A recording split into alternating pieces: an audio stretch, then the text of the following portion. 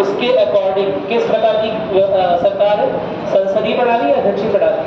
संसदीय प्रणाली, यानी कि संसद की, कह सकते हो संसद की मान मर्यादा है, संसद की वैल्यू, मूल्य अधिक है।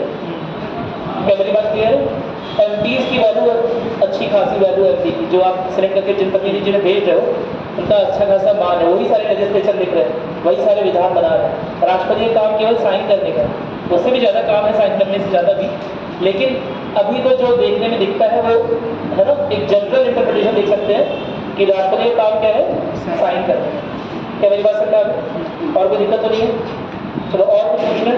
आज हम राष्ट्रपति की इसी सब चीज़ों को लेकर चर्चा करेंगे। राष्ट्रपति खत्म हो गया है ना, लेकिन एक व्यूज है कुछ कि अलग अलग कल इस बारे में बात हो रही थी कि अलग अलग जो संवैधानिक संस्थाएं हैं या अलग अलग जो निकाय हैं, उनके अनुसार राष्ट्रपति का पद कितना शक्तिशाली है ना, उसकी पावर और पोजीशन किस तरह की है, उसके बारे में सुप्रीम कोर्ट के जजेस का अलग मानना है, कुछ कॉन्स्टिट्यूशन मेकर्स का हम देखते हैं जो संविधान निर्माता है उनका मानना कुछ अलग है, और रियलिटी में चेक करते हैं ग्राउंड पर, जमीनी स्तर पे, तो राष्ट्रपति अलग अलग राष्ट्रपतियों ने अलग अलग तरह से अपनी शक्ति का उपयोग किया। क्या मेरी बात समझ में आ गई? सबको आवाज़ आ रही है? कोई दिक्कत तो नहीं आवाज़ को? चलो ठीक है, तो लिखना स्टार्ट करते हैं। कोई कुछ हेड डाली थी ना, क्या था? राष्ट्रपति की शक्तियाँ और उनके स्थान। राष्ट्रपति की शक्तियाँ और स्थान, ठीक है, और उसका स्थान, ठीक है। पहला लिखेंगे, पहले लिखिएगा संविधान के नजरिए से। संविधान के नजरिए से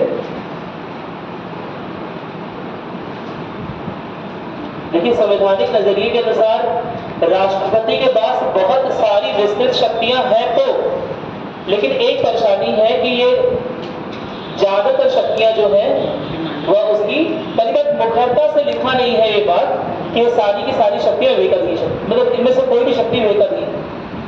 क्या मेरी बात क्लियर है? टोटली नहीं लिखा है, कहीं लिखा नहीं है कि अपने स्वामी का इस्तेमाल करके ऐसा करेगा। क्या मेरी बात क्लियर है?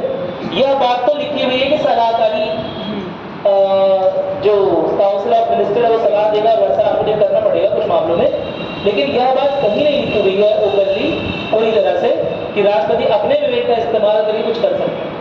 क्या मेरी बात क्लियर है?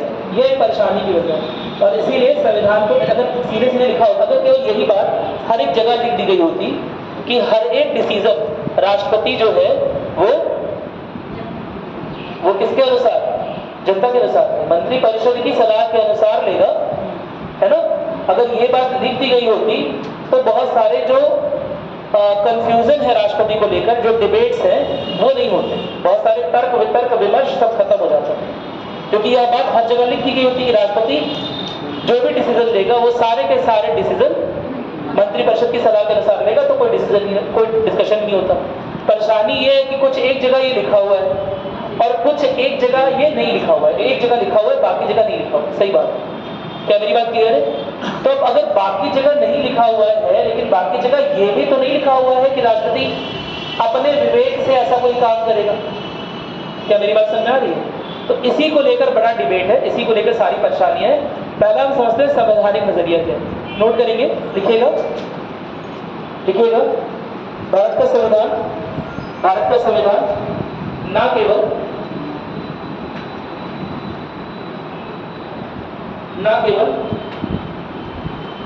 राष्ट्रपति को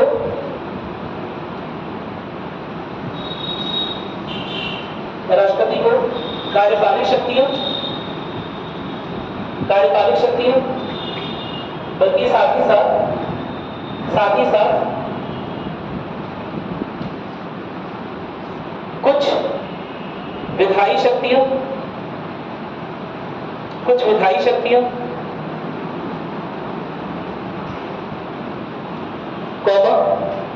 वित्तीय शक्तियां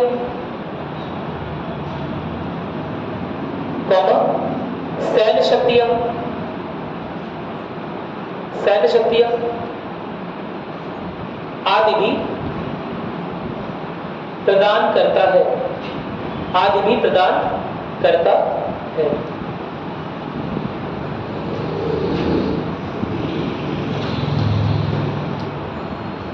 इसके आगे लिखिएगा हालांकि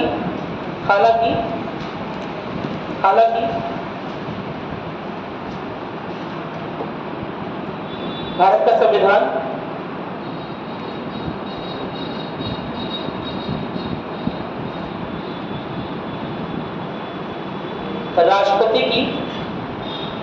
राष्ट्रपति की विवेकाधीन शक्तियों पर राष्ट्रपति की विवेकाधीन शक्तियों पर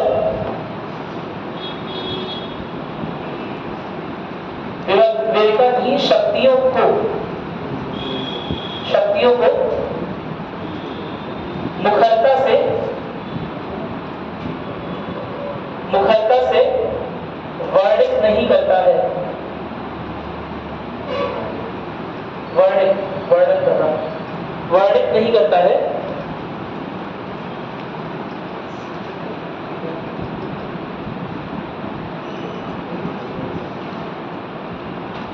वर्णित नहीं करता है। ठीक है, आगे लिखिएगा।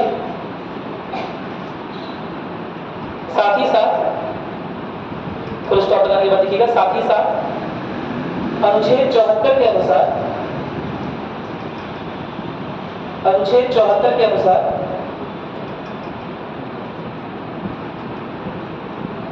राष्ट्रपति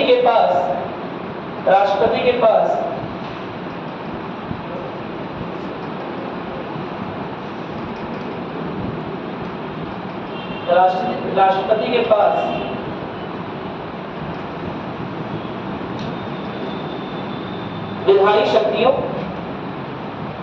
विधायी शक्तियों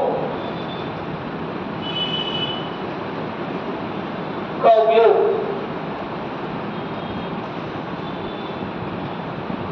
राष्ट्रपति केवल और केवल विधायी के साथ एक और चीज लिखनी बात है।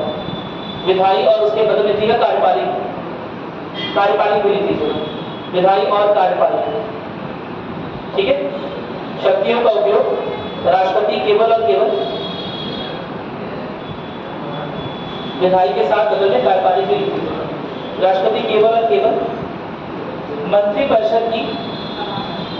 मंत्रिपरिषद की सलाह से ही करता है।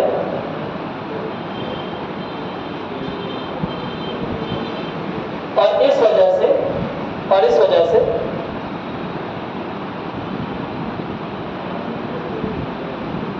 भारत के राष्ट्रपति का पद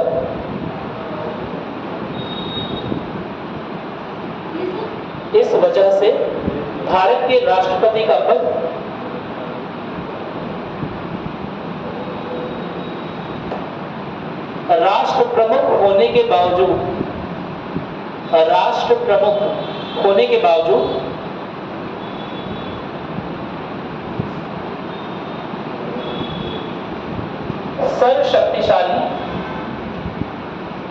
सर्वशक्तिशाली नहीं लगता है। सर्वशक्तिशाली नहीं लगता है।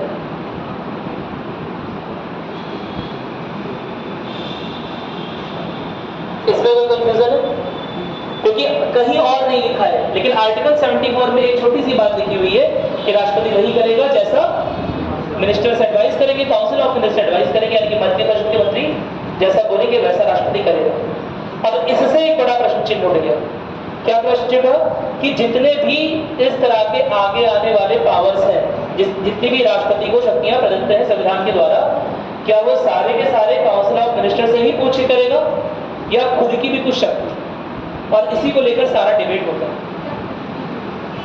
हाँ, वो तो बात सही है, लेकिन डिबेटेबल हो जाता है ना, क्योंकि कहीं ये बात मुखरता से लिखी नहीं हुई। एक बात होती है, आपको कोई चीज लिखनी है तो आप मुखरता से लिख दो, है ना, कि यह राष्ट्रपति के पास पूरी तरह से विवेकाधीन शक्ति है, इसमें काउंसिल ऑफ मिनिस्टर की कोई भी आज्ञा सलाह कुछ भी बाध्यकारी नहीं है। ये बात लिख दी होती तो बात खत्म हो गई होती, लेकिन यह बात लिखी नहीं हुई है। बस एक जगह लिखा हुआ है कि काउंसिल ऑफ मिनिस्टर की सलाह से काम करेगा, और बाकी जगह कुछ नहीं लिखा है। तो वो कुछ नहीं क्यों लिखा? या तो ये लिख देता कि राष्ट्रपति की सलाह ही बाध्यकारी नहीं है। यह बाध्यकारी वाली बात भी, जैसे बताया हुआ है मैंने, ये बाध्यकारी वाली बात भी बाद में लिखी हुई है ना।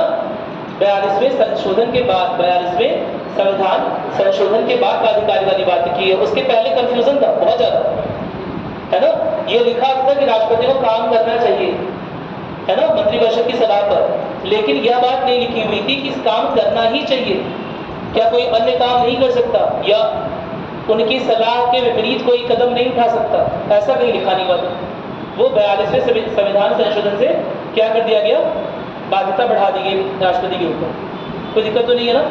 अब वो बाध्यकारी वाली जो बात है, क्योंकि वो अभी अभी एडिट की गई है और वो केवल आर्टिकल 74 में लिखी हुई है, यह एक परेशानी वाली बात। क्या मेरी बात सुन में? इसीलिए इतना सारा डिबेट हो रहा है। अगर नहीं, कोई जरूरी, यही तो बात है ना, आर्टिकल 74 में लिखा हुआ है, बाकी किसी में लिखा नहीं हुआ, बाकी किसी में नहीं लिखा हुआ है। अब बाकी किसी में नहीं लिखा हुआ है, जब कोई बात अगर हमें संविधान की नहीं समझ आती क्लियरली, तो हम किसके पास जाते हैं? किसके पास? सुप्रीम कोर्ट के पास। और सुप्रीम कोर्ट में क्या हमेशा एक ही तरह की बुद्धि विवेक का आदमी बैठेगा? बदलते रहते हैं ना समय के साथ, और उनका नजरिया भी अलग अलग हो सकता है। और इसी वजह से राष्ट्रपति की शक्ति को लेकर अलग अलग समय पर अलग अलग निर्णय लिए गए। क्या मेरी बात क्लियर है? कोई दिक्कत तो नहीं है ना? चलो ठीक है, आगे देखते हैं। दूसरा लिखेंगे, जैसे सुप्रीम कोर्ट की बात आपने की, लिखोगे सुप्रीम कोर्ट या न्यायपालिका के नजरिए से। दूसरा पॉइंट लिखिए, न्यायपालिका के नजरिए से। न्यायपालिका के नजरिए से, न्यायपालिका के नजरिए से लिखेगा मारूराम केस। देखो मारूराम, हाँ उन्हीं में सही दो केस, मारूराम केस,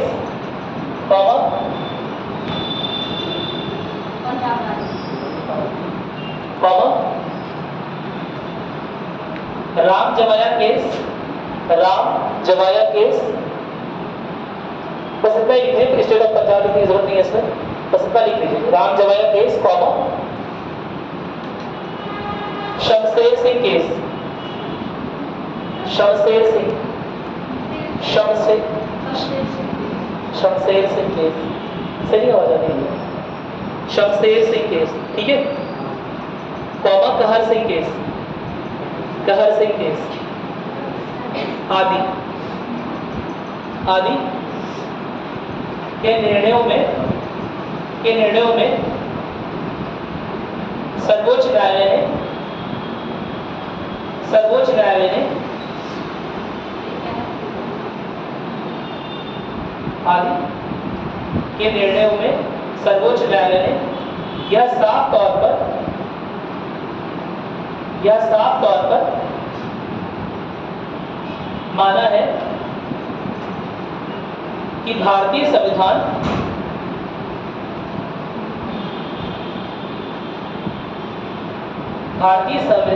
एक संसदीय प्रणाली, भारतीय संविधान एक संसदीय प्रणाली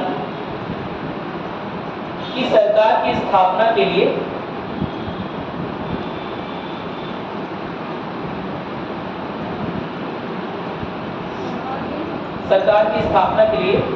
निर्देश देता है, जहां राष्ट्र प्रमुख, ब्रैकेट में राष्ट्रपति, जहां राष्ट्र प्रमुख, ब्रैकेट में राष्ट्रपति केवल और केवल एक नाम मात्र का शीर्ष होता है, केवल और केवल एक नाम मात्र का शीर्ष होता है,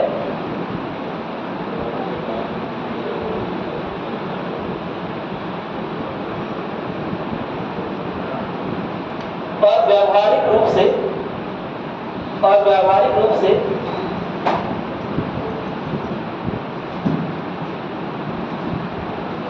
कार्यपालिक शक्तियां,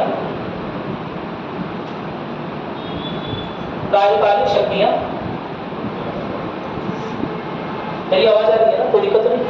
कल की तरफ कार्यपालिक शक्तियां, व्यवहारिक रूप से कार्यपालिक शक्तियां मंत्रिपरिषद के सदस्यों के हाथों में केंद्रित होती है। व्यवहारिक रूप से कार्यपालिक शक्तियां मंत्रिपरिषद के सदस्यों के हाथों में केंद्रित होती है। केंद्रित रहती है लिख सकते हो, केंद्रित रहती है। क्या मेरी बात समझ आगे बार लिखो, एक बार देख लो इस जो पर, ठीक है।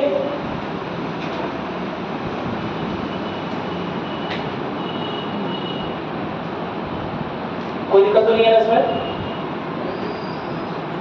देखिए देखिए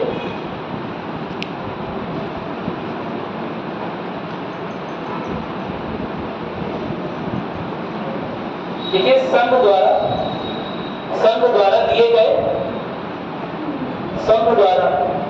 लिए गए निर्णय,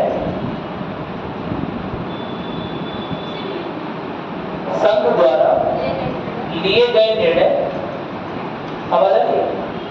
चलिए, संघ द्वारा लिए गए निर्णय राष्ट्रपति के नाम पर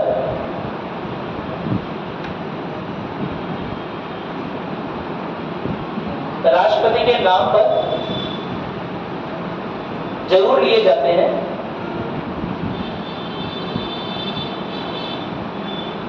राष्ट्रपति के नाम पर निश्चित रूप से जरूर लिए जाते हैं, पर असल में उन सारे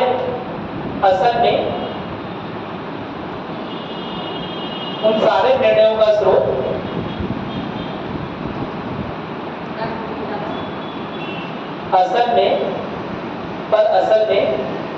उन सारे निर्णयों का स्रोत संघीय मंत्रिपरिषद होता है।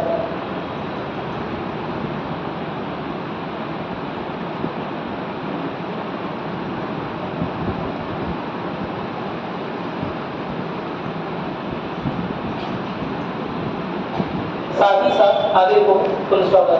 साथ ही साथ सर्वोच्च न्यायालय यह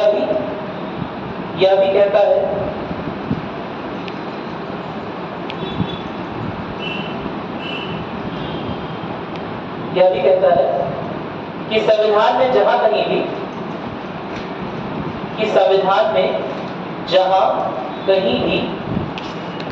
संविधान में एक शब्द यूज होता है ना, बाय सेटिस्फैक्शन ऑफ प्रेसिडेंट, राष्ट्रपति की संतुष्टि, प्लेजर भी यूज होता है। राष्ट्रपति के प्लेजर पे वो कोई कार्यभार संभाले होते हैं, प्लेजर वर्ड यूज होता है, ठीक है।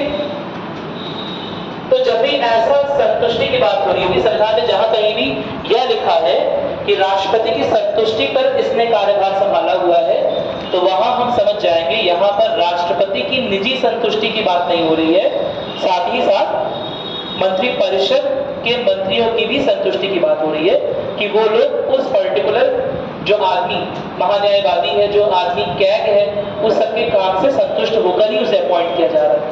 क्या मेरी बात क्लियर है? और अगर असंतुष्ट होंगे तो उसे हटा दो, कोई दिक्कत तो नहीं है ना? तो लिखिएगा क्या लिखा है?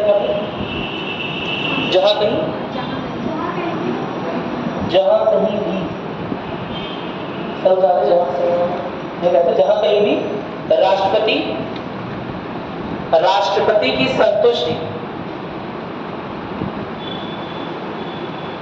राष्ट्रपति की संतुष्टि को अंडरलाइन कर लीजिएगा। राष्ट्रपति की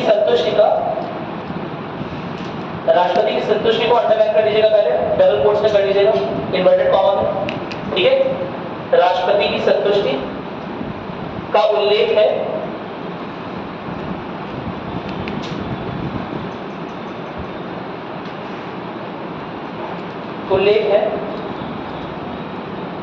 उसका मतलब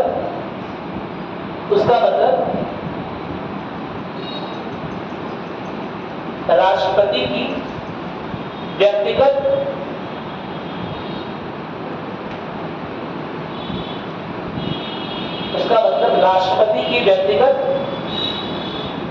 संतुष्टि का नहीं निकाला जाना चाहिए,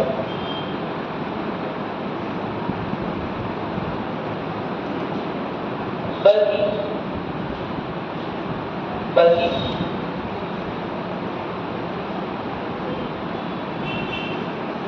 मंत्रिपरिषद के सदस्यों, मंत्री परिषद के सदस्यों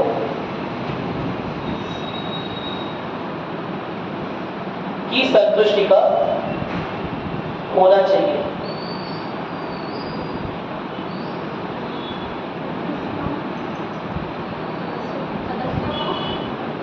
सदस्यों का होना चाहिए। यहां तो बहुत सिंपल सा बस मतलब समझ लो तुम लोग की क्या है कि जहां भी ये टर्म लिखा है ना, प्लेजर ऑफ प्रेसिडेंट या सेटिस्फैक्शन ऑफ प्रेसिडेंट, जहां भी ये टर्म लिखा हुआ पूरे संविधान में, वहां यहां इसका मतलब ये नहीं होगा कि राष्ट्रपति खुद से सेटिस्फाइड हो। मेरी बात सुनाई? राष्ट्रपति निजी रूप से या व्यक्तिगत रूप से अगर सेटिस्फाइड है या संतुष्ट है तो उसका वो मतलब नहीं करता है, उससे कोई मतलब नहीं। काउंसिल ऑफ मिनिस्टर सेटिस्फाइड होने चाहिए, यानी कि मंत्रिपरिषद के जो सदस्य हैं वो पूरी तरह से संतुष्ट होने चाहिए। क्या मेरी बात क्लियर है? कोई दिक्कत तो नहीं है ना?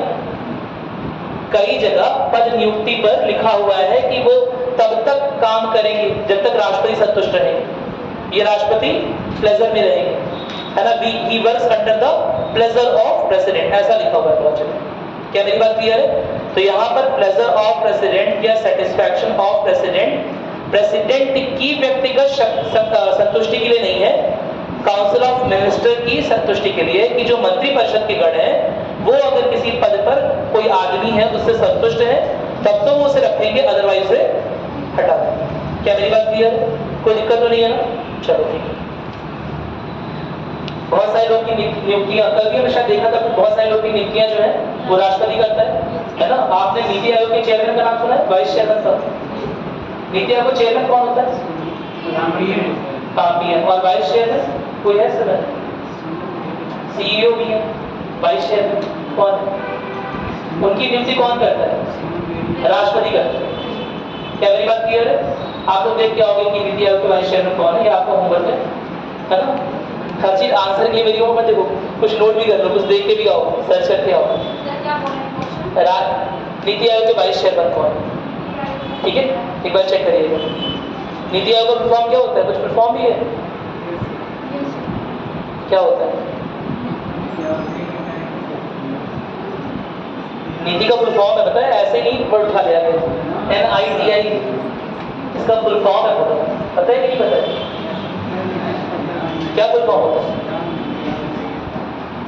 कुछ तो याद रखो, national institute for transforming India. ठीक है, ये इसका फुल फॉर्म है नीति आयोग। इसके वाइस चेयरमैन की अपॉइंटमेंट कौन करता है? राष्ट्रपति। और उसमें भी वही बात है कि वो जब तक संतुष्ट रहेगा तब तक के लिए अपॉइंटमेंट बनी रहेगी। लेकिन जब मैं ये बोल रहा हूं कि जब तक राष्ट्रपति संतुष्ट रहेगा तो इसका असली मतलब क्या निकलता है कि जब तक काउंसिल ऑफ मिनिस्टर संतुष्ट रहे। कोई दिक्कत तो नहीं है ना? क्या मेरी बात समझ में आ गई? कोई समस्या नहीं है इसमें? चलो नोट करना आगे स्टार्ट करोगे। देखो, अच्छा एक चीज ये बताओ कि एक हमने बात की थी कि अगर कोई पार्टी ऐसी है जो चुनाव हार जाती है और जिस समय वो चुनाव हार रही होती है उस समय वो सत्ता भी संभाल रही होती है, यानी कि कोई जीती हुई पार्टी है जो भी सत्ता संभाल रही है ना? आज इलेक्शन हुआ, आज ही रिजल्ट आ गया और वो चुनाव हार चुकी है। क्या मेरी बात क्लियर है? तो ऐसे में क्या राष्ट्रपति लोकसभा भंग कर देगा? नहीं करेगा कि कर देगा? लोकसभा भंग नहीं करेगा। अगर लोकसभा भंग रहती भी है तो भी केयर टेकर गवर्नमेंट रहेगी। क्यों नहीं? राष्ट्रपति अपने हाथ में लेके सारा काम कर रहे हैं। क्यों राष्ट्रपति को कार्यवाहक सरकार की जरूरत पड़ रही है? हाँ, जो कि कोई भी बिल या विधेयक पे डिस्कशन करने की पावर राष्ट्रपति की नहीं, उस पर तर्क वितर्क करने की पावर राष्ट्रपति की नहीं है, केवल क्रियान्वयन कराने की पावर जो है वो राष्ट्रपति की। क्या मेरी बात क्लियर है? इसीलिए किसी भी रूप में किसी सरकार का होना बड़ा जरूरी होता है। क्या मेरी बात क्लियर है? इस बात को लिखिएगा, लिखिए। देखिए, लोकसभा भंग होने की स्थिति में भी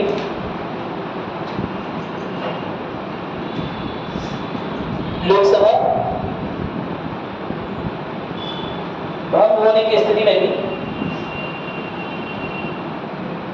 एक कार्यवाहक सरकार एक कार्यवाहक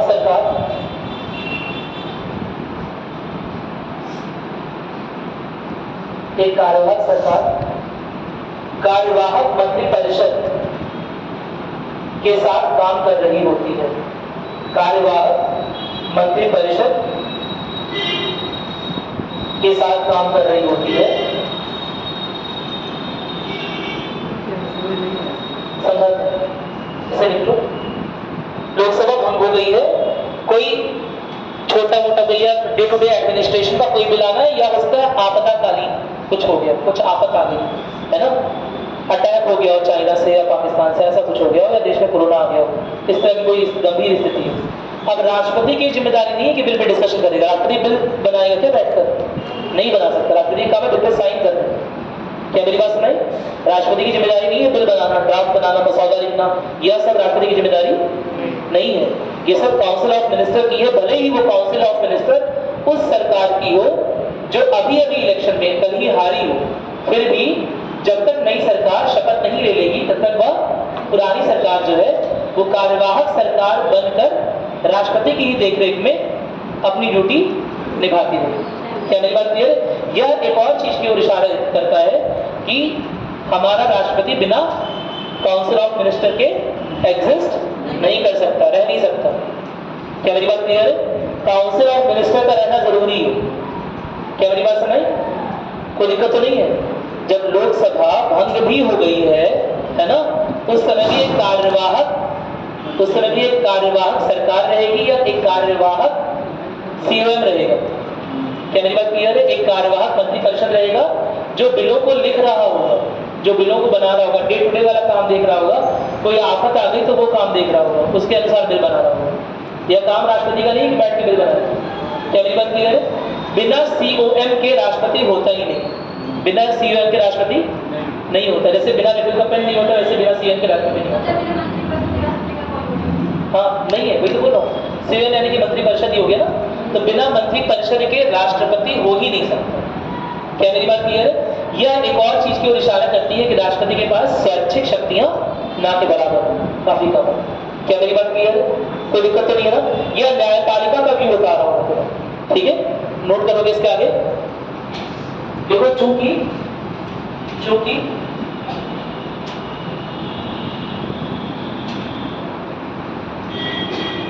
बिना मंत्रिपरिषद के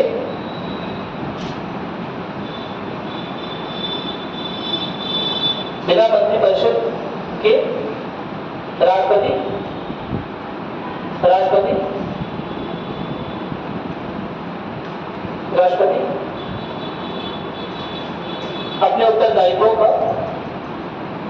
अपने उत्तरदायित्वों का निर्वहन नहीं कर सकता है।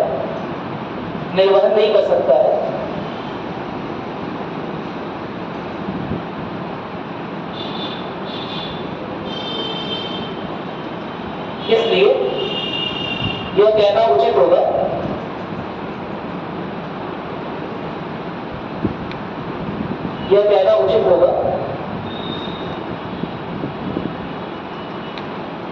कि बिना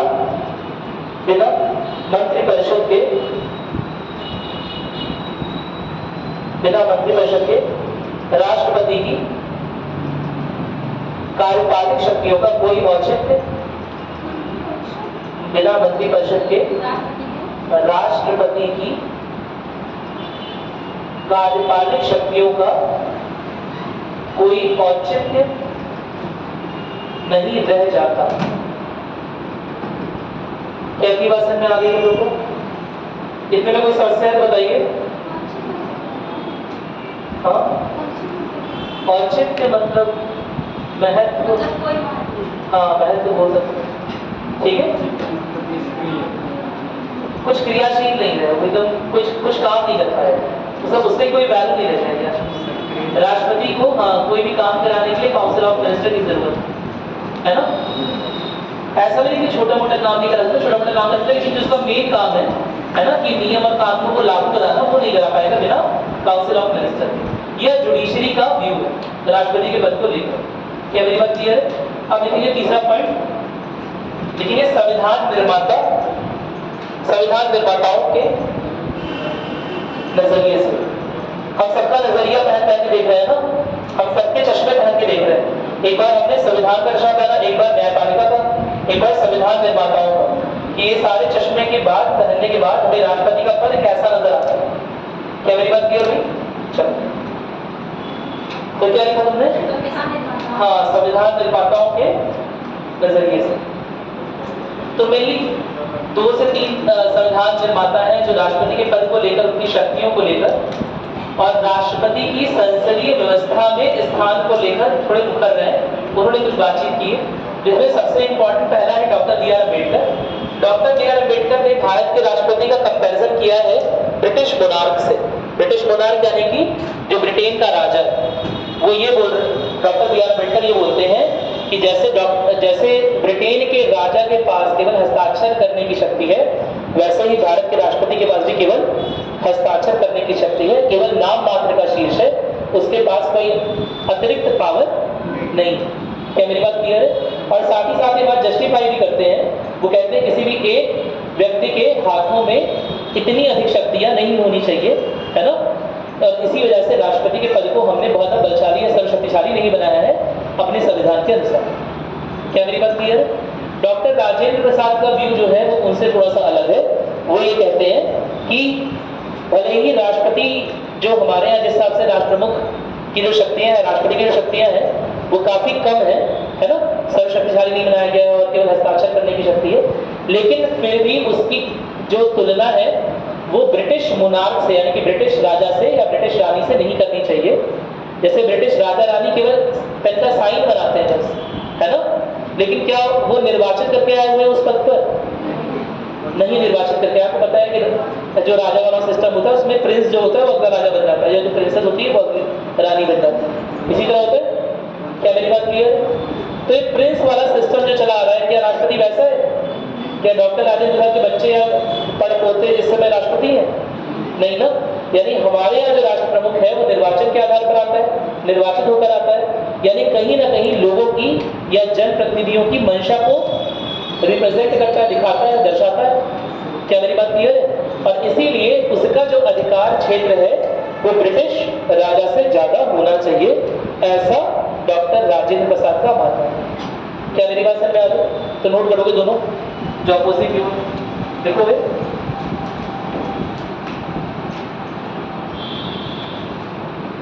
देखिए, संविधान निर्माता डॉक्टर अम्बेडकर के अनुसार, संविधान निर्माता डॉक्टर अम्बेडकर के अनुसार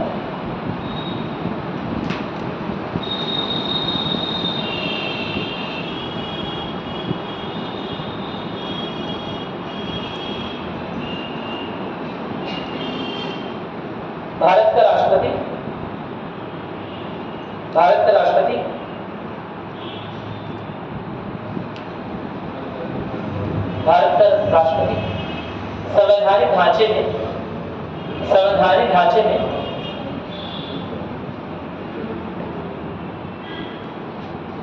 उसी स्थान पर है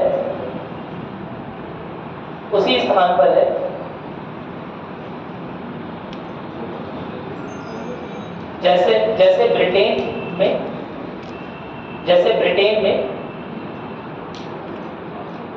राजा ऑब्लिक रानी, राजा या रानी, ठीक है। जैसे ब्रिटेन में राजा या रानी, ब्रैकेट में राजशाही लिख लो, ठीक है, कि राजा का बेटा राजा बनता है ना, ये वाला जो कॉन्सेप्ट है, ऐसा ही बोल दिया उन्होंने। उन्होंने किस लिहाज से बोला? उन्होंने नामात्र वाले लिहाज से बोला कि उसका विधानों पर ज्यादा कंट्रोल नहीं, है। जो विधान लिखे जा रहे हैं वो तो पूरी तरह से पार्लियामेंट द्वारा लिखे जा रहे हैं। क्या मेरी बात क्लियर है?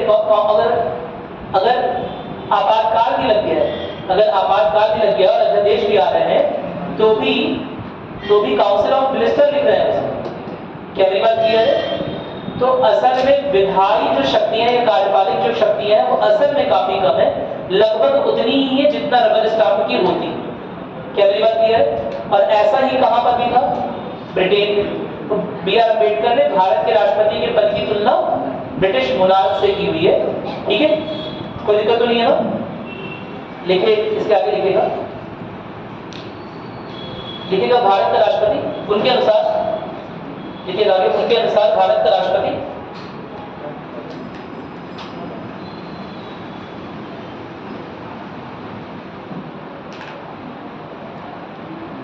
भारत का राष्ट्रपति प्रत्यक्ष रूप से शासन नहीं करता है,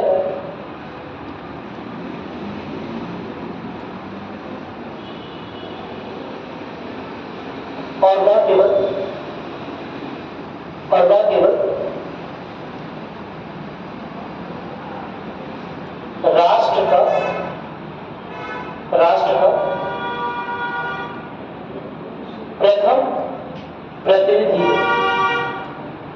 राष्ट्र का प्रथम प्रतिनिधि है।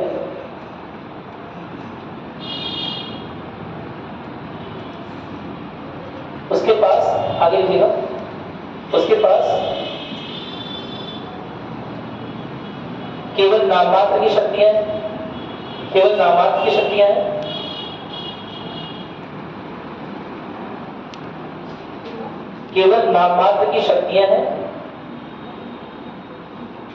और राष्ट्र का प्रमुख होने के बावजूद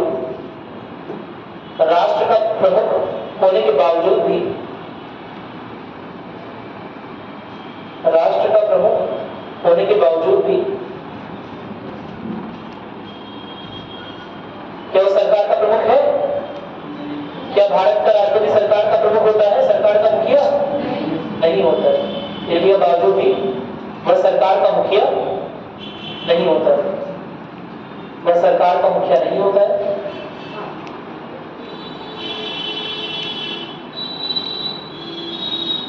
आगे लिखिएगा। डॉक्टर राजेंद्र प्रसाद का, अगला पैराग्राफ चेंज करके लिखिएगा। डॉक्टर राजेंद्र प्रसाद का मत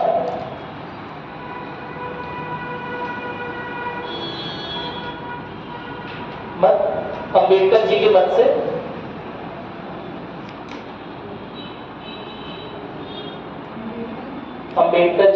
से काफी भिन्न था।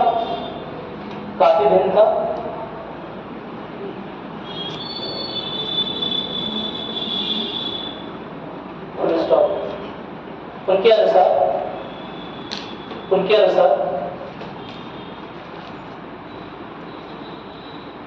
भारत के राष्ट्रपति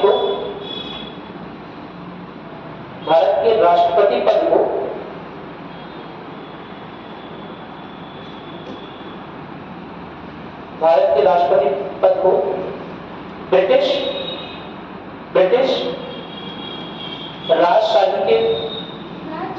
ब्रिटिश राजशाही के पद की तरह नहीं देखा जाना चाहिए।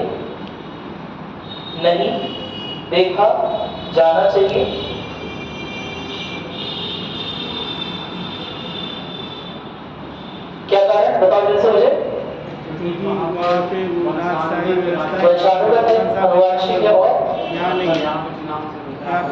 यहाँ पर निर्वाचन होता है, ठीक है। क्या ब्रिटेन में जाकर चुनाव होता है? क्या प्रिंस हैरी समय जो है, क्या उन्हें किसी ने चुना है? क्या उसके पहले एलिजाबेथ थी, उन्हें किसी ने चुना था? नहीं। मेरी बात सुनिए, भारत के राष्ट्रपति का भले ही प्रत्यक्ष रूप से नहीं, लेकिन अप्रत्यक्ष रूप से ही लोगों द्वारा चुना जाता है। अप्रत्यक्ष रूप से क्यों चुना था, समझ में आ रहा है ना?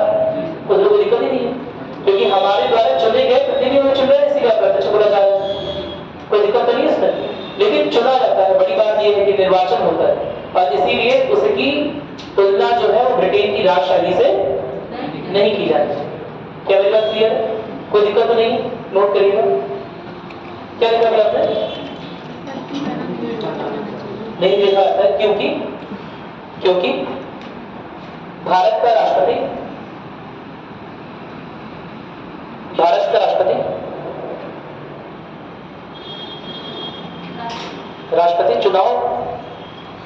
चुनावी प्रक्रिया से गुजरने के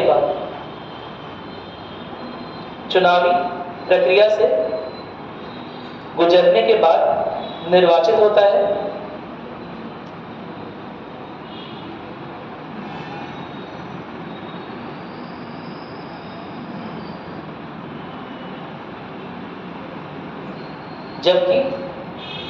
जबकि ब्रिटेन में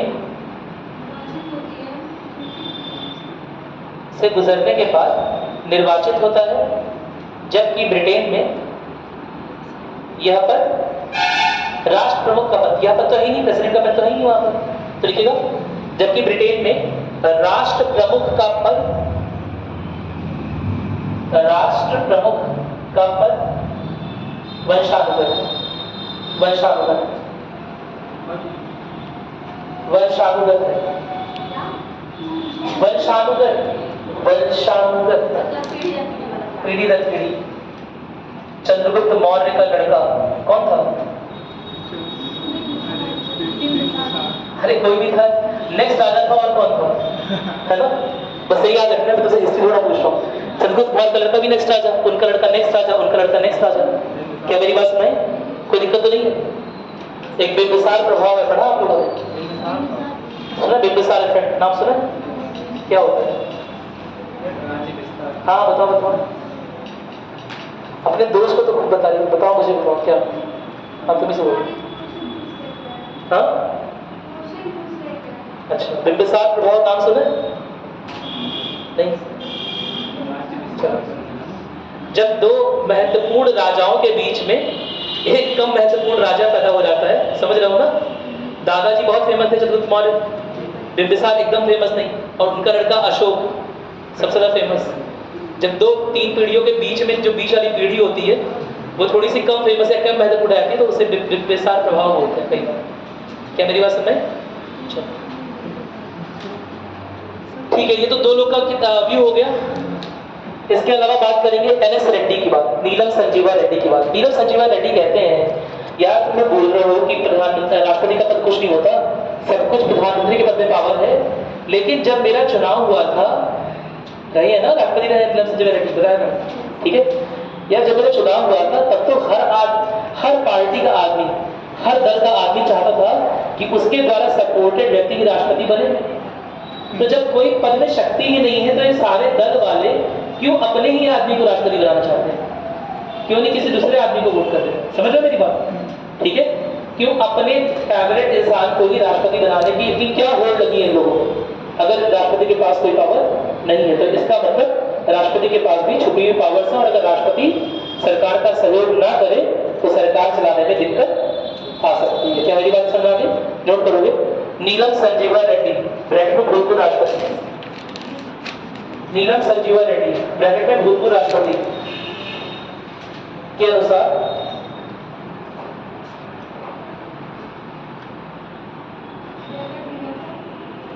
नीलम संजीवा रेड्डी ब्रैकेट में भूतपूर्व राष्ट्रपति, भूतपूर्व, ठीक है, राष्ट्रपति के अनुसार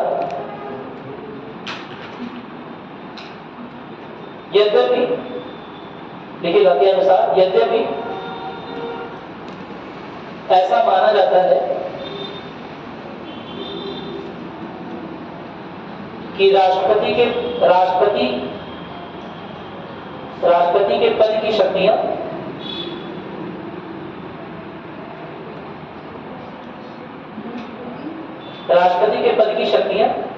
भारतीय संविधान के अनुसार काफी सीमित है,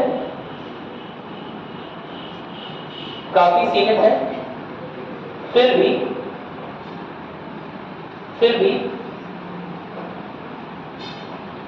विभिन्न राजनीतिक दल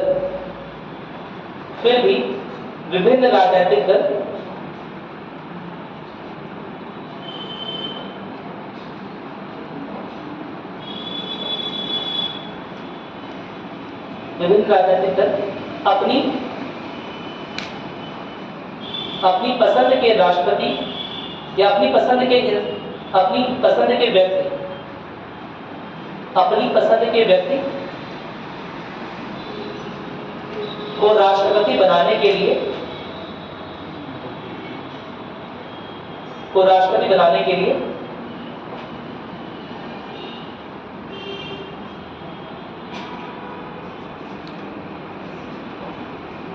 गठजोड़ ब्रैकेट में लिखिएगा संघर्ष,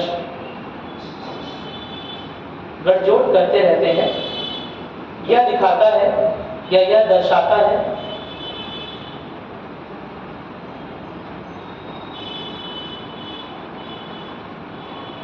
यह दर्शाता है, गठजोड़ या संघर्ष करते रहते हैं, ठीक है। यह दर्शाता है कि सीमित शक्ति होने के बावजूद, सीमित शक्ति होने के बावजूद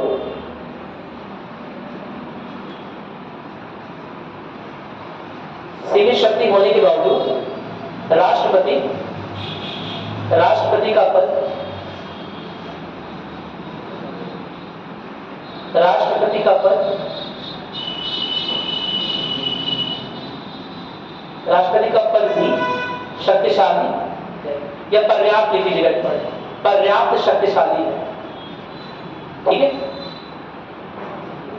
राष्ट्रपति का पद भी पर्याप्त शक्तिशाली है, कोई दिक्कत नहीं है इसमें, क्या मेरी बात समझ में आ गई? ठीक है। अब एक और इंसान हुए, ये तीन लोग अभी हमने समझ लिया। एक BN राव का नाम सुना आप लोगों ने? बताया था मैंने एक बार, क्या थे? संवैधानिक सलाहकार। हाँ, संवैधानिक सलाहकार, कॉन्स्टिट्यूशनल एक्सपर्ट थे, जिनकी देखरेख में ही पहला मसौदा तैयार हुआ था। याद करो, जो पहला मसौदा था वो इनकी ही देखरेख में तैयार हुआ था। क्या मेरी बात सुना? ये लिखवाया हुआ है, पढ़ाया भी हुआ है। ऐसे तुम लोग सब भूल जाओगे तो क्या हो जाएगा फिर, है ना।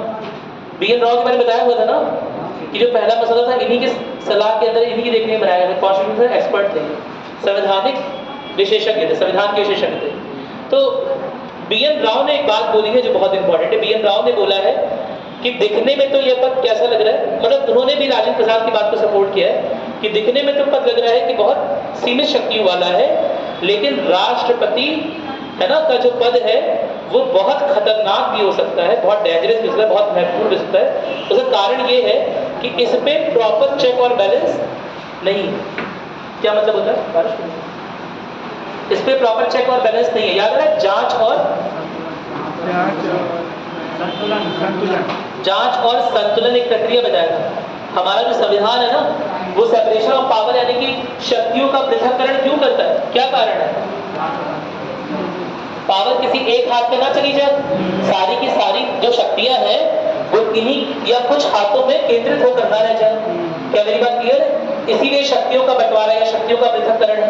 लेकिन शक्तियों का पृथक्करण करने का एक कारण और है, ताकि ये जो कार्यपालिका है, ये जो न्यायपालिका है और ये जो क्या है विधायिका, मेरी बात समझ, ये एक दूसरे की शक्तियों का जांच और संतुलन बनाए रखें। ऐसा ना हो जाए कि कभी न्यायपालिका बहुत शक्तिशाली हो जाए या कार्यपालिका बहुत शक्तिशाली हो जाए या विधायिका बहुत अत्यंत शक्तिशाली हो जाए, सारी की सारी पावर्स अपने हाथ में ही कंसंट्रेट ना करें। क्या मेरी बात क्लियर है? लेट अस सपोज कि हमारे संविधान को किसी भी तरह से बदले जाने की अनुमति या इजाजत विधायिका के पास होती है।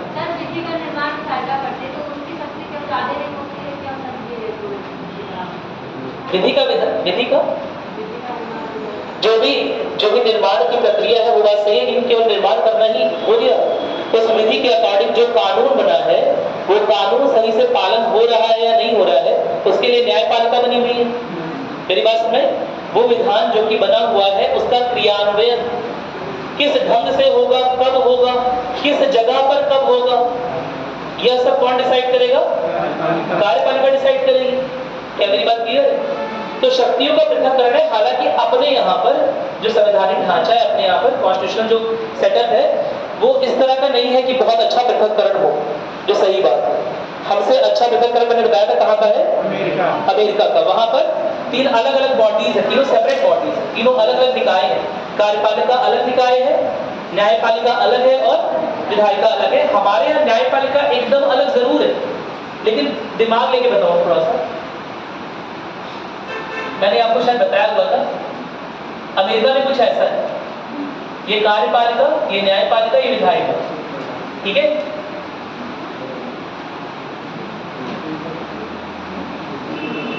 और इंडिया में, ठीक है,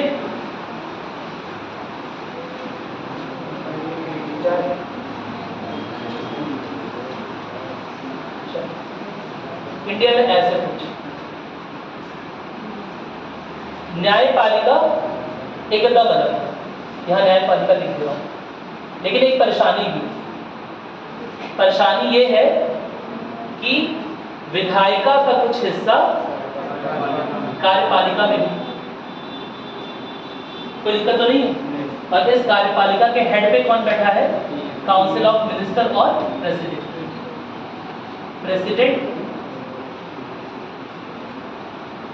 और ये कार्यपालिका ही है, सीओ है, ये पूरा सीओ नहीं है, समझ। अभी जो काउंसिल ऑफ मिनिस्टर मंत्री परिषद है, ये आखिर एमपी बने थे उसके बाद बने हैं ना मंत्री। क्या बिना एमपी बने, क्या बिना सांसद बने मंत्री बना नहीं सकता है? हाँ? नहीं बन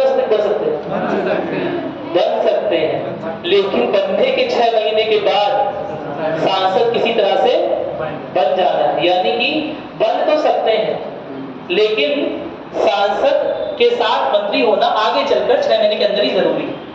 क्या मेरी बात क्लियर है? कोई दिक्कत तो नहीं है ना? ठीक है। तो आप देख रहे हैं विधायिका का एक बहुत बड़ा हिस्सा कार्यपालिका में है, मंत्री परिषद के रूप में। तो ऐसे में क्या आपको लग नहीं रहा है कि दोनों की शक्तियां आपस में मिल जाएंगी? भाई वही लोग कार्यपालिका का हिस्सा है और वही लोग विधायिका का हिस्सा है, तो क्या शक्तियों का बंटवारा ठीक से हो पाया? नहीं हो पाया ना। एक वही मंत्री है, वही नीतियां भी लिख रहा है और वही आगे चलकर संसद में भी डिस्कशन करेगा।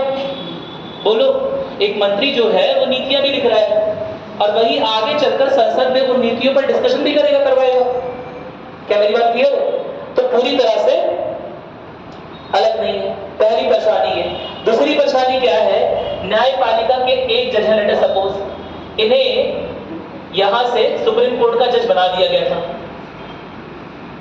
न्यायपालिका के एक जज है, इन्हें सुप्रीम कोर्ट का चीफ जस्टिस यानी कि सर्वोच्च न्यायालय का मुख्य न्यायाधीश बना दिया गया। मुख्य न्यायाधीश सर्वोच्च, सबसे ऊपर वाला होता है। क्या मेरी बात क्लियर है? अब इनका हो गया रिटायरमेंट 65 साल की उम्र में। इनका रिटायरमेंट हो गया 65 साल की उम्र में। अब ये दोबारा से चाहे तो विधायिका का हिस्सा बन सकते हैं। यहां से बाहर निकाले गए, रिटायर हुए और रिटायर होने के बाद दोबारा से किसी पार्टी के टिकट पर विधायिका का हिस्सा बन सकते हैं। हाँ, ये तो बेसिक नहीं। प्रेसिडेंट भी तभी तक जिंदा है ना?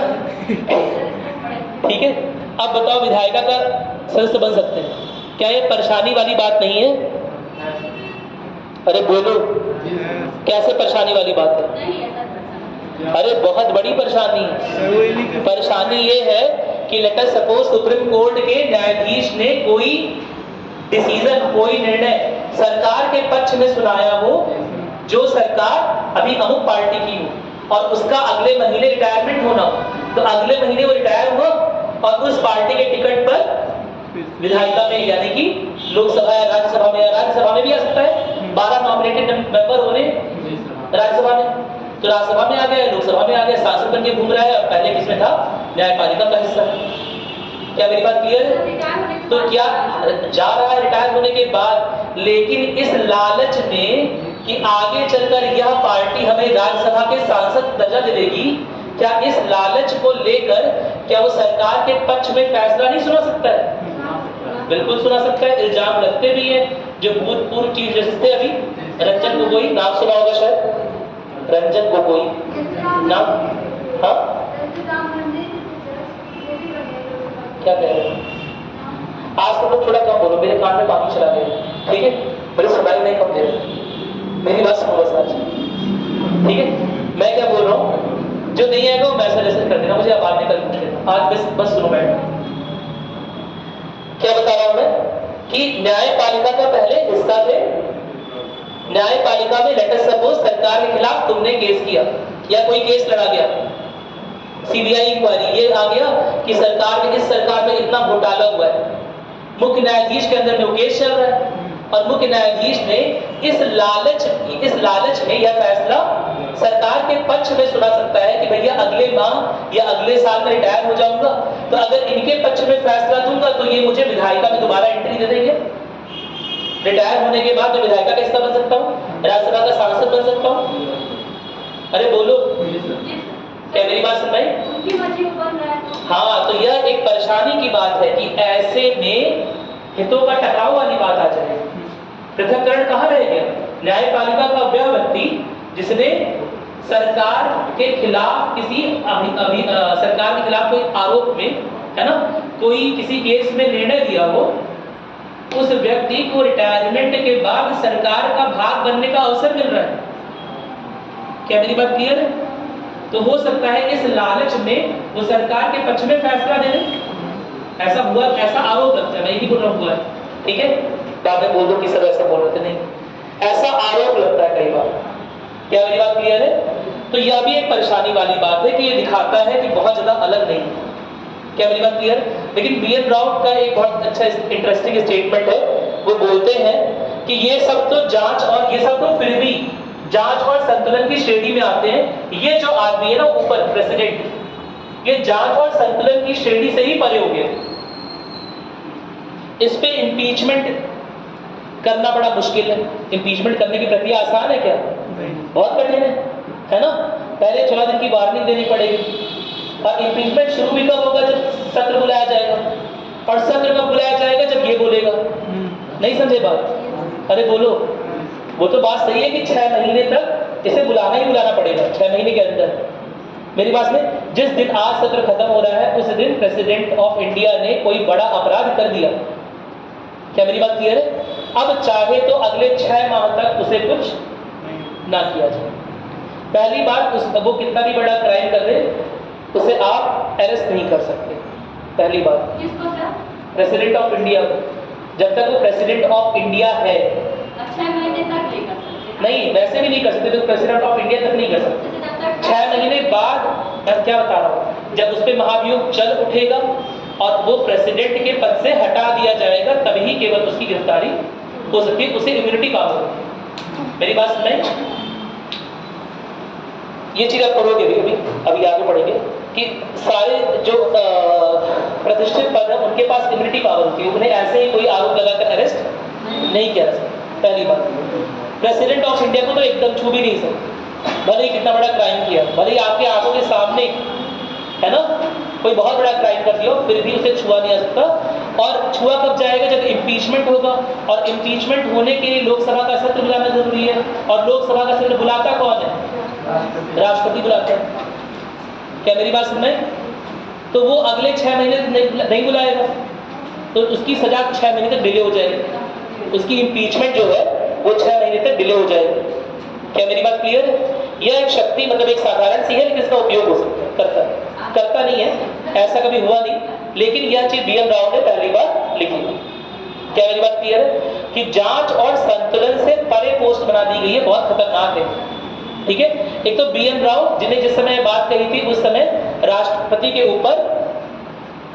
ऊपर मंत्रिपरिषद की सलाह जो है वो बाध्यकारी नहीं थी। जिस समय बात कही थी बी.एन. राव 1947-49 में, तब बाध्यकारी नहीं थी ना। तब उन्होंने बात कही थी कि यह जो राष्ट्रपति का पद है जांच और संतुलन से परे बना दिया गया। बाकी सब पे तो जांच और संतुलन है। कुछ अगर विधायिका के लोग कुछ गड़बड़ करेंगे तो न्यायपालिका उस विधान को काट सकती है। यहाँ से कोई विधान आया, यहाँ से कोई बिल आया, न्यायपालिका बोल रही है ये तो संवैधानिक मूल्यों के खिलाफ है, यह बिल काट देगी। क्या मेरी बात क्लियर है? विधायिका के सांसदों में कोई ऐसी स्पीच दे दी जिससे देश में सांप्रदायिक तनाव बढ़ गया, तो उन्हें डांट लगा सकती है कौन? न्यायपालिका।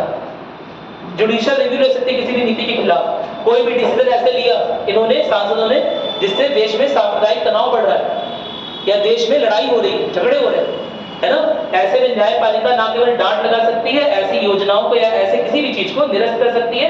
जुडिशियल रिव्यू यानी कि न्यायिक समीक्षा ले सकती है। क्या मेरी बात क्लियर है? कोई दिक्कत तो नहीं है? तो ये सारी चीजें जो हैं वो कहीं ना कहीं आपस में एक दूसरे को बैलेंस कर रही होती है, एक दूसरे की शक्तियों को बहुत बढ़ने नहीं देती हैं।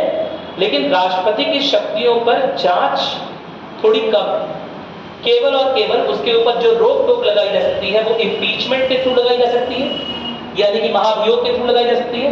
और वो महाभियोग की प्रोसेस करना बड़ा कठिन है। नहीं, मैं कह नहीं रहा हूँ, सब बी.एन. राव बोल रहे थे, ठीक है।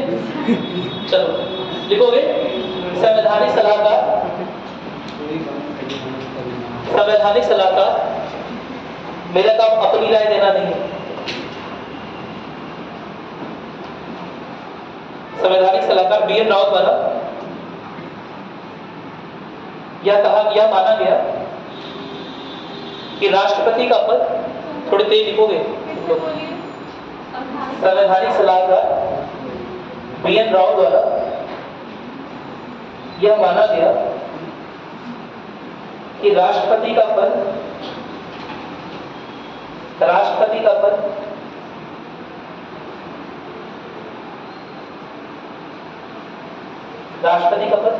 काफी शक्तिशाली होता है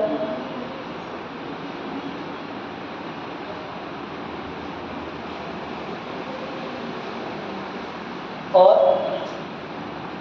गलत व्यक्ति के निर्वाचन की स्थिति में काफी शक्तिशाली होता है और गलत व्यक्ति के निर्वाचन की स्थिति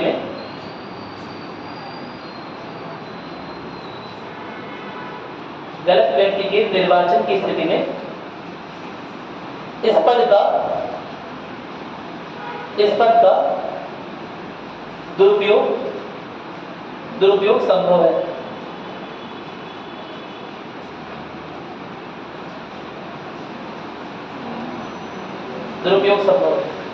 अरे ऐसे मजाक की कोई बात उठा लेते हैं। सैन्य कमांडर कौन है? चीफ कमांडर राष्ट्रपति है ना। तुम लोग आराम से घर पे बैठे हैं, राष्ट्रपति ने घोषणा कर दी, चलो चीन से लड़ाई करते हैं, आज से हमारा चीन से युद्ध शुरू। बोलो, क्या मेरी बात क्लियर? भाई बताया था ना, युद्ध और शांति की घोषणा कौन करता है? President. Let us suppose council of minister से लिया भी नहीं, परमिशन मिली नहीं, पूछा भी ऐसे ही घोषणा कर दी। अगर राष्ट्रपति अपना यूट्यूब रील बना के डाल दे, ऐसे ही घोषणा कर दे, तो क्या उसका महत्व नहीं है? बहुत अधिक महत्व है। ऐसे ही प्रेस कॉन्फ्रेंस को कॉल कर ले बिना काउंसिल ऑफ मिनिस्टर के, ठीक है? तो लड़ते रहना केस की काउंसिल ऑफ मिनिस्टर की सलाह के बिना लिया गया है। राष्ट्रपति पे कोई केस हो सकता है और अंतिम में क्षमादान किसके हाथ में है? मेरी बात समझ आ रही है? अच्छा, एक मिनट बताओ, राष्ट्रपति का तो महाभियोग चल रहा है और महाभियोग में राष्ट्रपति को गलत पाया गया, तो क्या उसके प्रति भी राष्ट्रपति क्षमादान कर सकता है? नहीं।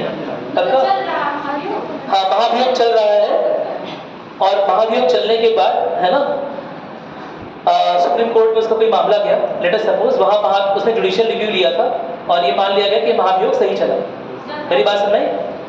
और राष्ट्रपति को उसके क्राइम के लिए ना केवल राष्ट्रपति से पदच्युत होने की बात कही जा रही है, पद छोड़ने की बात कही जा रही है, साथ ही साथ ये भी बोला जा रहा है कि उस पर कार्रवाई, आवश्यक कार्रवाई की जाए।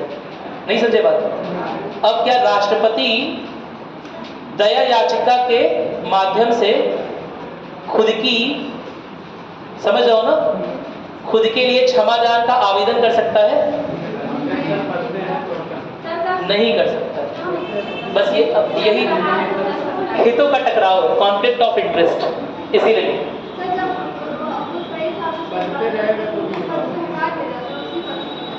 ये बात सही है, लेकिन लेट अस सपोज राष्ट्रपति कोई डिसीजन आ गया और उसके खिलाफ एक राष्ट्रपति ने खुद का प्रतिनिधि उतार कर, है ना, एक क्षमा याचना खुद के सामने डाल दी। मेरी बात समझ आ रही है? अरे बोलो। तो ऐसे में क्या राष्ट्रपति खुद को जो सजा उसे मिली है, क्या उसके प्रति, समझ रहे हो ना, क्षमा याचना या क्षमादान कर सकता है? नहीं कर सकता है। या हितों के टकराव का मसला हो रहा है। क्या मेरी बात क्लियर है? कोई दिक्कत तो नहीं है? जुडिशियल रिव्यू तक जाता है, ये मैं बताया था इम्पीचमेंट वाले में कि जुडिशियल रिव्यू यानी कि न्यायिक समीक्षा तक जा सकता है, उसके आगे कुछ नहीं कर सकते। हाँ, ठीक है। तो अब ये सब चीजें, यही सब चीजें बी एन राव ने पॉइंट आउट की थी। तो लिखोगे, राष्ट्रपति के ऊपर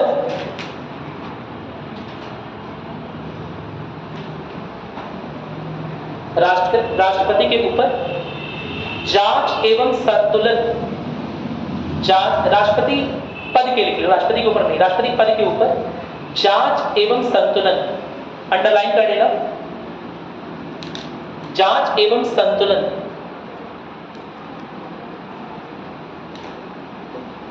के कारक कम है, के कारक ना के बराबर है, सॉरी, के कारक ना के बराबर है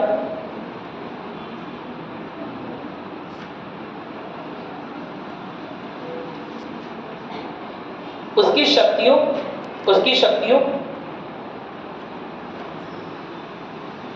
के दुरुपयोग की स्थिति में, उसकी शक्तियों के दुरुपयोग की स्थिति में, उसकी शक्तियों के दुरुपयोग की स्थिति में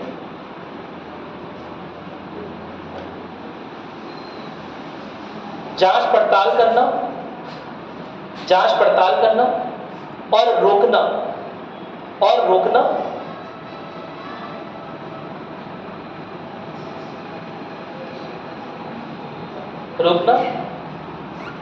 नामुमकिन सा है लिखना, नामुमकिन सा है, असंभव सा है,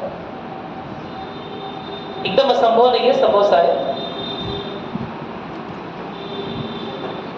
ठीक है, सर नामुमकिन नामुमकिन सा है या असंभव सा है, असंभव सा प्रतीत होता है, असंभव तो नहीं है ना, इम्पीचमेंट तो हो ही सकता है उसमें। लिखो देखो, यद्यपि संवैधानिक प्रावधानों की यद्यपि संवैधानिक प्रावधानों की अवहेलना होने पर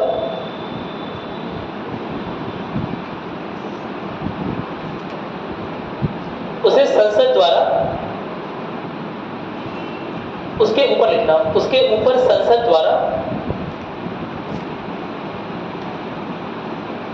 महाभियोग चलाया जा सकता है,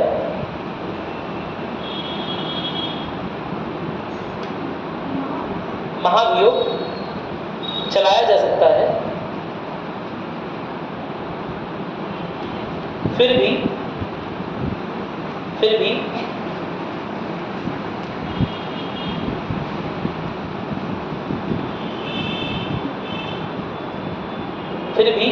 चूंकि लोकसभा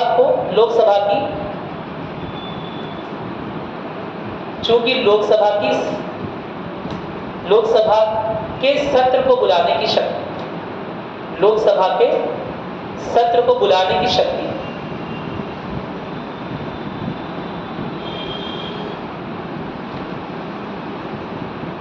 भी राष्ट्रपति के ही हाथों में निहित है,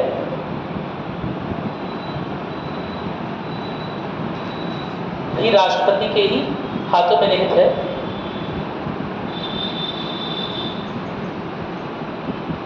इसलिए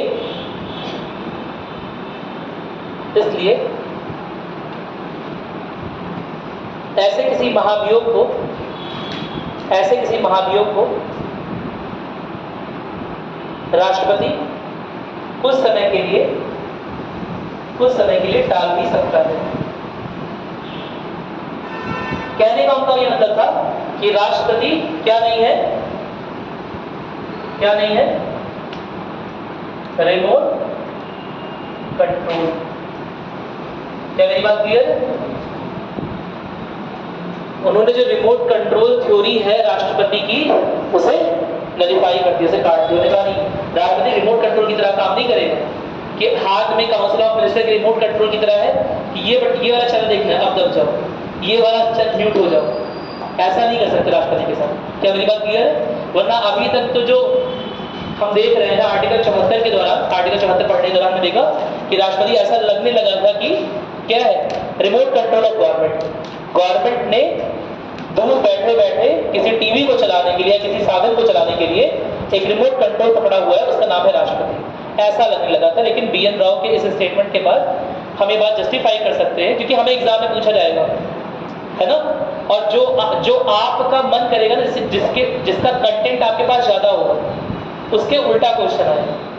जैसे साबित करिए या प्रूफ करिए कि राष्ट्रपति के पास भी अच्छी खासी शक्तियां हैं, है ना। ये तो बड़े आराम से प्रूफ कर लोगे कि राष्ट्रपति के पास शक्तियां कम है। क्या मेरी बात क्लियर है? लेकिन अगर यह प्रूफ करने के लिए बोल दिया जाए कि राष्ट्रपति के पास शक्तिशाली पद है, साबित करिए, तो मुश्किल। भीमराव अम्बेडकर ने तो अगेंस्ट में लिखा है, उन्होंने तो बोला है कि कम शक्तियां। हम इनकी बात करेंगे, राजेंद्र प्रसाद की बात करेंगे और बीएन राव की बात करेंगे। और के मुंशी ने भी कुछ कहा था, वो इंपॉर्टेंट नहीं, हालांकि वो लिखवा नहीं रहा हूँ। अगर आपके पास कोई किताब होगी तो उसमें पढ़ लीजिएगा, उसमें के मुंशी का भी स्टेटमेंट लिखा होगा। ठीक है, चलिए आगे बढ़ रहे हैं। ये तो 3 पर्सपेक्टिव हो गए, चौथा पर्सपेक्टिव लिखिएगा। लिखेगा जमीनी स्तर पर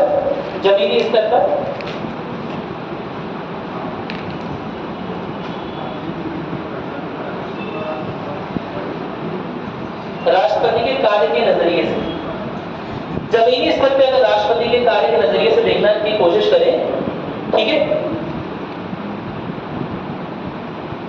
तो ओवरऑल जो है ना, दो तरह के प्रेसिडेंट हुए इंडिया। अब ये बात हम लिखेंगे नहीं, लेकिन पॉलिटिकल साइंस से समझ लेंगे बात, ठीक है। एक वो प्रेसिडेंट हुए हैं जो असल में क्या थे, रिमोट कंट्रोल की तरह यूज हुए। क्या मेरी बात क्लियर है? जैसा जैसा सरकार कहती गई वैसा वैसा करते हैं। यहाँ साइन कर दीजिए, वहां चले जाइए, है ना। अमेरिका के राष्ट्रपति आ रहे हैं, उन्हें लेने चले जाइए, ठीक है भाई। यहाँ साइन कर दीजिए, इस बिल पे साइन करिए, ठीक है भाई। हर चीज में जी हजूरी की है सरकार। क्या मेरी बात क्लियर है? कोई दिक्कत तो नहीं है ना? तो ऐसे प्रेसिडेंट को बोला गया है पीएम का प्रेसिडेंट या सरकार का प्रेसिडेंट। कोई दिक्कत तो नहीं है ना? दूसरी तरह के राष्ट्रपति होते हैं जिन्हें बोलते हैं एक्टिविस्ट प्रेसिडेंट। क्या मेरी बात क्लियर है? एक्टिविस्ट क्या होते हैं?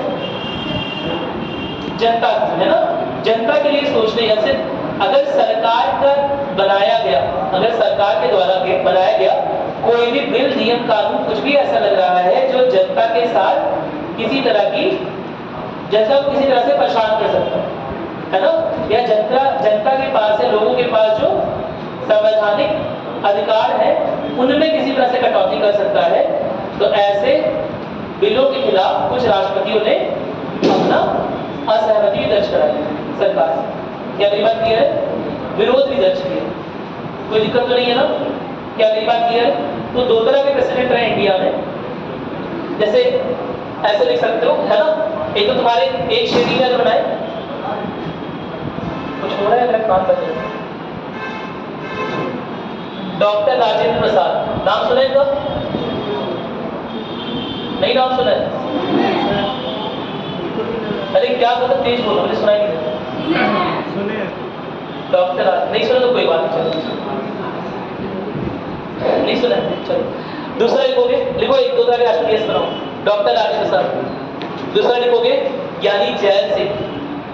ये मैं तुम्हें याद करने के लिए बता रहा हूं, है ना, ऐसे बना के लिखने की जरूरत नहीं है एग्जाम में, लेकिन इसका उपयोग कर लेना है रेफरेंस में, एग्जाम्पल में इनका उपयोग करना है इसके आंसर। लिखोगे जैल सिंह यानी जैल सिंह। तीसरा लिखोगे के आर नारायण। चौथा लिखोगे एपीजे अब्दुल कलाम। और पांचवा लिखोगे प्रणब मुखर्जी। शाबाश। तीसरा लिखोगे के आर नारायण, के आर नारायण,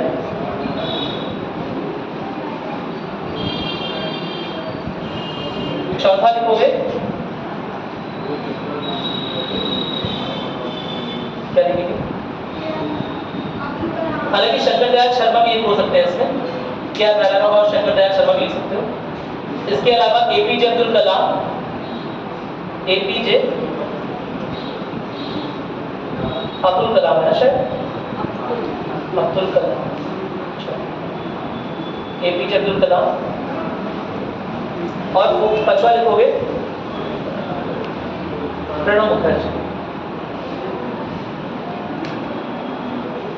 प्रणब मुखर्जी।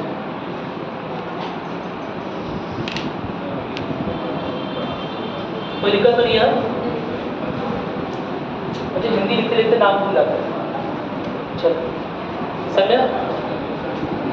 अब ये 5-6 राष्ट्रपति ऐसे रहे हुआ रहो, इसमें अगर चाहें तो हम शंकर दयाल शर्मा का भी नाम जोड़ सकते हैं, जिन्होंने वक्त बेवक्त क्या किया है, सरकार के नियमों की, ये सरकार के ऐसे कानूनों की जिससे लगता था कि क्या हो जाएगा, किसी न किसी तरह से संवैधानिक अवहेलना हो रही है या लोगों के अधिकार खत्म हो जाएंगे, तो उसमें सरकार के विरोध में गए। क्या मेरी बात क्लियर है? पहला एग्जाम्पल डॉक्टर राजेंद्र प्रसाद का है, हम लोग कई बार बोल चुके हैं। एग्जाम्पल किस केस में? केरल। अरे बोलो, केरल। कुछ बोलते नहीं हो। केरल में राष्ट्रपति शासन कौन से साल में? 19 29 60 70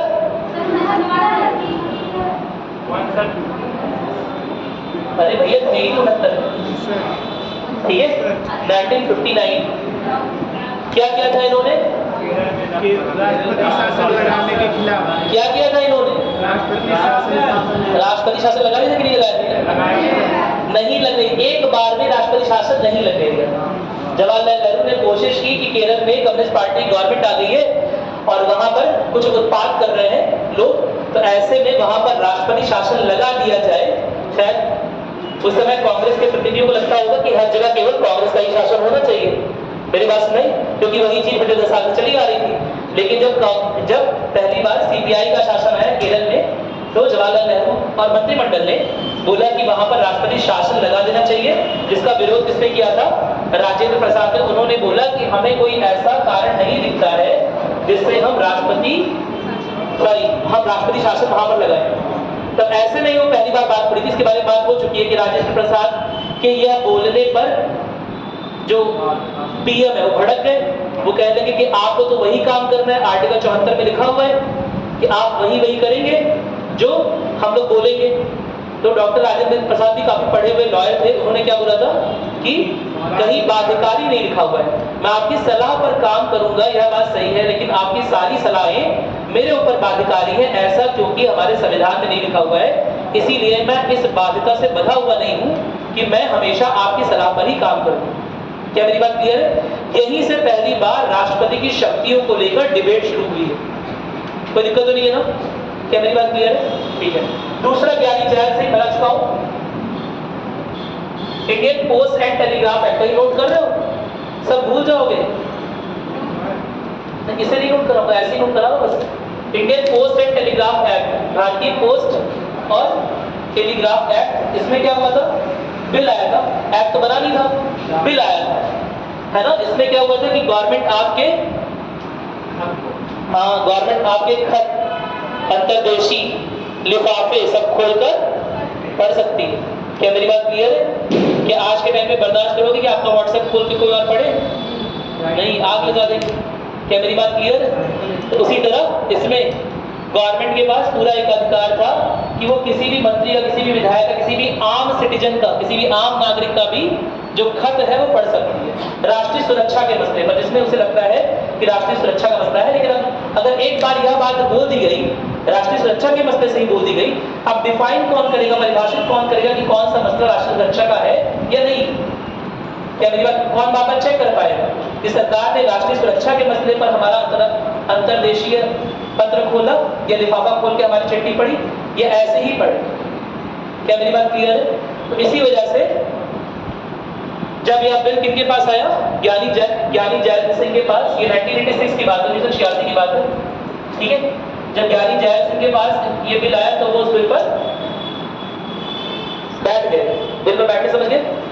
बिल पर बैठ गए, है ना, और कह दिए बिल खो गए, दिख नहीं रहा, खोज के साइन करेंगे, और बैठे रहे और बैठे रहे और बैठे रहे, जब तक राष्ट्रपति थे तब तक बैठे ही रह गए। तो ये पहली बार भारत के लोकतंत्र में किसका इस्तेमाल था? पॉकेट विंडो का इस्तेमाल था। शाबाश। तीसरा क्या है? केआर नारायण। इनके पहले एक शंकर दयाल शर्मा भी थे, बताया था। शंकर दयाल शर्मा को जब अटल बिहारी वाजपेयी ने बोला कि हम लोग सरकार नहीं बना पा रहे हैं, आपने हमें पीएम तो बना दिया है लेकिन हम अपना बहुमत साबित नहीं कर पा रहे हैं, सरकार को भंग कर दीजिए, तो क्या वो बात मान गए थे? नहीं। क्या मेरी बात क्लियर है? कोई दिक्कत तो नहीं है ना? तो शंकर दयाल शर्मा ने भी, जो उस समय के पीएम है, हालांकि वो पीएम मेजॉरिटी पार्टी के नहीं थे, ठीक है, ना ही उन्होंने अपना जो बहुमत है वो संसद में साबित किया, फिर भी पीएम का पद उन्हें शंकर दयाल शर्मा ने दे दिया। पीएम बोलना शुरू कर, पीएम लिख दिया, है ना। उसके बाद उन्हें साबित करना था संसद में अपनी बहुमत, और वो साबित नहीं कर पाए थे। तो पीएम बोलते हैं अटल बिहारी वाजपेयी की इस लोकसभा को क्या कर दीजिए, भंग कर दीजिए और दोबारा से इलेक्शन कराइए। लेकिन शंकर दयाल शर्मा ये बात नहीं मानते हैं और किसके पास जाते हैं? एच.डी. देवेगौड़ा। अरे तुम लोग को कहानी कुछ याद नहीं, सब सुनाना बेकार हो गया। याद है, बताया था ना, एच.डी. देवेगौड़ा के पास जाते हैं कि आप पीएम बन जाइए। क्या मेरी बात क्लियर है? तो वहां पर शंकर दयाल शर्मा ने भी उस समय के जो क्या है, पीएम है, उनके खिलाफ जाकर काम किया, कोई दिक्कत तो नहीं है। चौथा केस आ रहा है के.आर. नारायण का। के.आर. नारायण को बोला गया एक बार यूपी के केस में और एक बार बिहार के केस में, है ना, 1996 और 98 में, शायद मुझे एग्जैक्टली याद नहीं है, लेकिन 1996 और 1998 में हुआ है, ठीक है। 1996 में बोला गया था कि यूपी में इमरजेंसी लगा दी जाए, ठीक है। तब उन्होंने बोला कि ऐसी परिस्थिति नहीं है यूपी में कि इमरजेंसी लगाई जाए, उन्होंने पुनर्विचार के लिए उसे वापस कर दिया था, तो इमरजेंसी नहीं लगी थी यूपी। और 1998 में भी यही किया कि 1998 में उस समय की जो सरकार है उन्होंने उससे कहा है कि आप बिहार में इमरजेंसी लगा दीजिए, तो दोबारा से पुनर्विचार के लिए वापस करें। हालांकि जब बिहार में इमरजेंसी लगने वाले बिल को जब राष्ट्रपति ने के.आर. नारायण ने वापस किया, तो पुनर्विचार के बाद भी सेम तरह का बिल दोबारा उनके सामने पेश कर दिया गया, जिसके चलते उन्हें उस पर साइन करना पड़ा। क्या मेरी बात क्लियर है? लेकिन फिर भी उन्होंने एक तरह से निलंबनकारी वीटो का इस्तेमाल करके बिहार में इमरजेंसी को कुछ समय के लिए रोक दिया। क्या मेरी बात क्लियर है? कोई दिक्कत तो नहीं है ना? क्या मेरी बात समझ में आ गई? अरे बोलो, समझ में आ गई? सब ऊपर जा रहा है। याद रखना कि के.आर. नारायण ने भी दो बार ऐसा किया है कि जो सीधे तौर पे जो काउंसिल ऑफ मिनिस्टर या पीएम से जो सलाह आ रही है उसे मानने से मना कर दिया, पुनर्विचार के लिए भेज दिया। क्या मेरी बात क्लियर है? इसके बाद एपीजे अब्दुल कलाम का नाम आता है, क्यों फेमस है? हाँ, अरे सबसे बड़ी बात तो इन्हीं कार्यकाल में, इनके कार्यकाल में बात हुई लाभ के पद। नेता लोग इतने चालू हैं, वो बोल रहे थे कि लाभ के पद वाली डिफिनीशन से, लाभ के पद की कोई डिफिनीशन है नहीं वैसे, लेकिन ये बोला गया कि आप लाभ के पद में से एमपी के पद यानी कि सांसद के पद को हटा दीजिए, यानी कि अगर कोई प्रेसिडेंट बन जाए तो वो सांसद भी बना रह सके। क्या मेरी बात क्लियर है? नहीं समझे बात? एक आदमी 2 जॉब कर ले, क्या ये सही था? नहीं था, इसीलिए इस पर पुनर्विचार करने के लिए एपीजे अब्दुल कलाम ने इसे वापस कर दिया था। लाभ के पद को लेकर अभी भी संशय बनाता बताया हूं, है ना। तो लाभ के पद को निर्धारित करने के लिए कि क्या क्या डिफिनीशन है, उसमें से एक बिल बनाया गया था और उसमें यह कहा गया था कि जो एमपी का पद है उसे लाभ का पद नहीं माना जाए, जो सांसद का पद है, विधायक का पद है, वो लाभ का पद ना माना जाए। अगर कोई राष्ट्रपति बन भी गया है तो वह इस पद पर बना रहे, सांसद और विधायक बना रहे। क्या ये सही चीज है? नहीं है ना। फिर तो वो अपने पार्टी के फेवर में सब कुछ करवाएगा। नहीं समझे बात?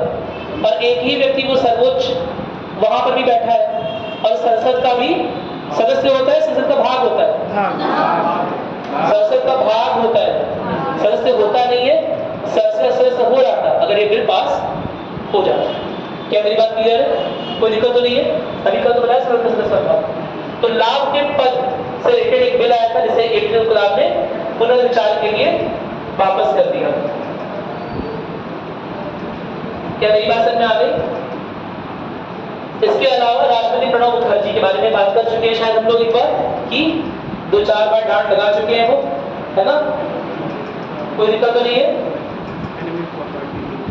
पहला तो उन्होंने क्या डांट लगाई थी कि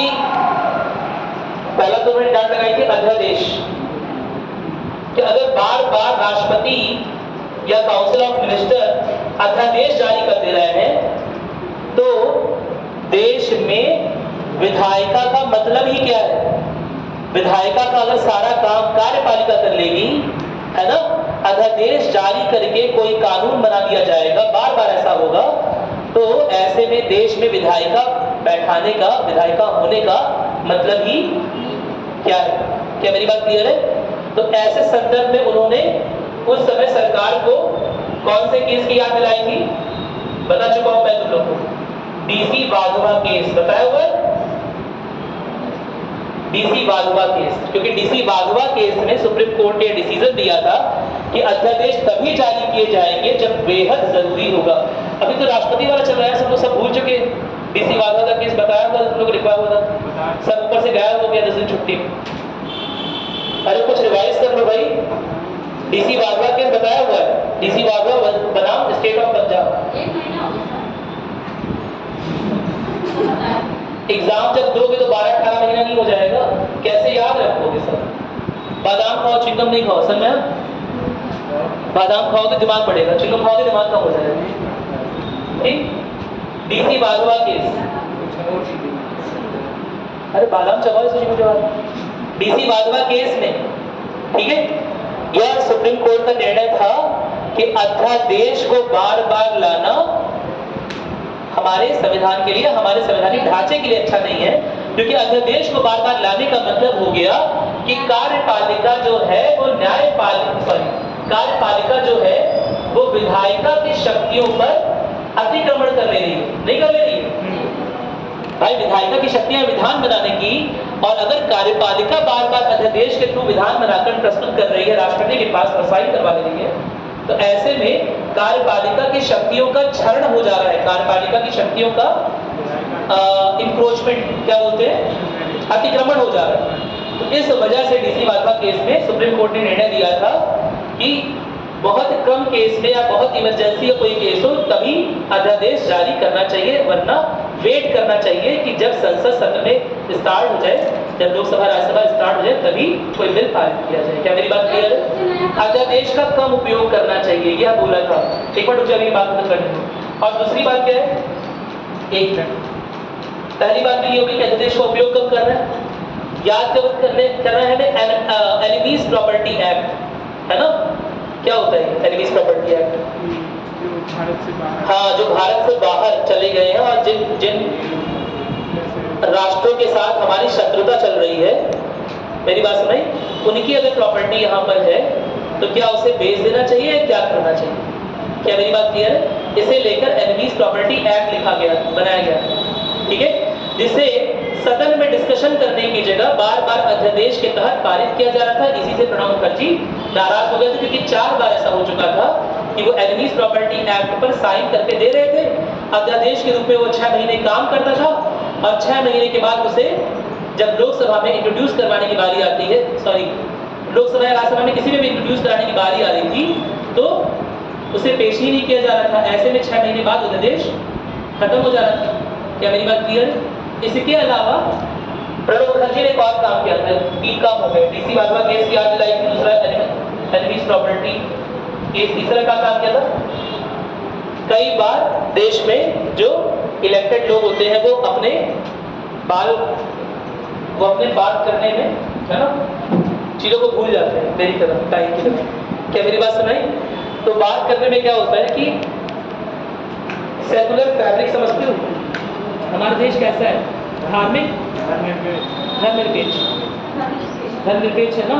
तो कई बार किसी पर्टिकुलर राजनीतिक दल के लोग जिनकी किसी धर्म विशेष में आस्था जुड़ी होती है, वो बिना अपने संवैधानिक पद की गरिमा का ध्यान रखे कुछ ऐसे बात बोल जाते हैं जिसकी वजह से देश का धर्मनिरपेक्षिक जो ढांचा है ना, वो कमज़ोर पड़ सकता है, देश में सांप्रदायिक तनाव की स्थिति हो सकती है। ऐसे में क्या किया गया है, ऐसे में प्रणब मुखर्जी द्वारा बोला गया है कि जो एमपी हैं वो सोच समझ के वक्तव्य जारी करें, उनकी वजह से किसी भी तरह से देश का सेकुलर फैब्रिक जो है वो बिगड़ना नहीं चाहिए।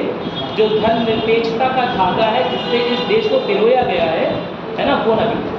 क्या मेरी बात क्लियर है? चलो ठीक है।